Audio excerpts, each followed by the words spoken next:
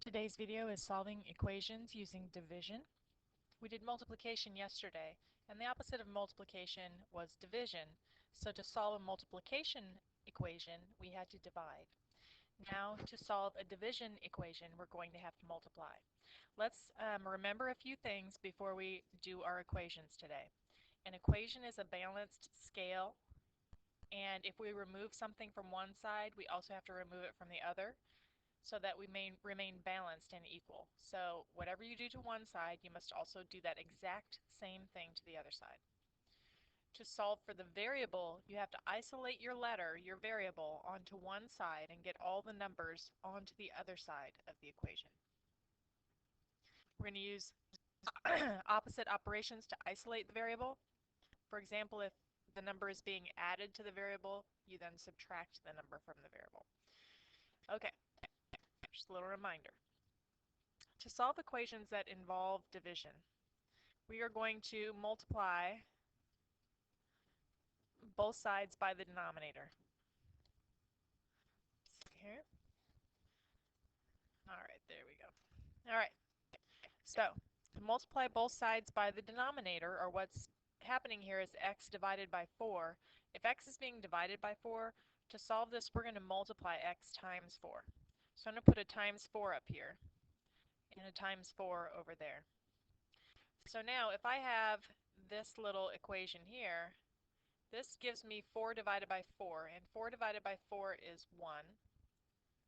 And I still have x over there. 1x, which is the same as saying x, equals 2 times 4, which is 8. So to check this, I'm going to write out my original equation. I'm going to substitute 8 in for x. And 8 divided by 4 is 2, so 2 does equal 2 here. And that's a good check. All right. Here x is being divided by 3. So we're going to multiply both sides times 3. X times 3 up here, negative 5 times 3 on the right. 3 divided by 3 is 1. That gives me x equals negative 15 for negative 5 times 3. So let's try that. X over 3 equals negative 5.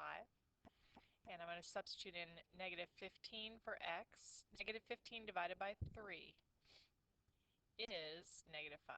So negative 5 does equal negative 5 here, and that's a good check. Okay, I want you to solve this one on your own. Example number 3, x divided by negative 8 equals 8. Solve that one. And this one, x divided by 21 equals 4. This one poses a little bit different problem. 6 divided by x equals negative 2. Now on this one, x isn't having something done to it. X is doing something to the 6. So we have to do the opposite on here, and this is kind of a special situation where if x is doing something to the 6, we have to undo what x is doing. So here 6 is being divided by x, so I'm going to multiply times x here and times x on this side. So this kind of equation is going to take one more step. So this is x times 6.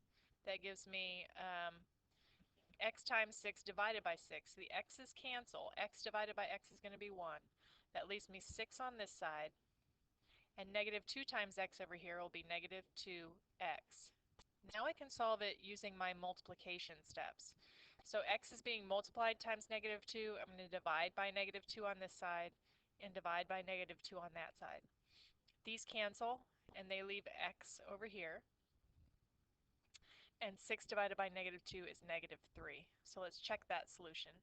6 over x equals negative 2. 6 over negative 3. Oops, I'm sorry.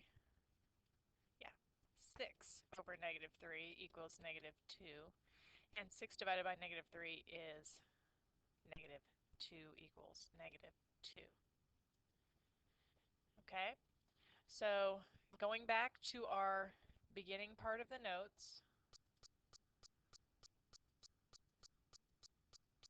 it says multiply both sides by the denominator.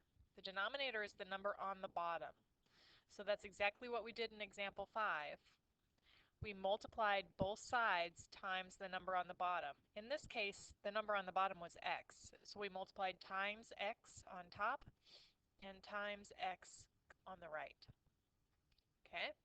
That gave us one extra step. That turned our division problem into a multiplication problem that we had to solve.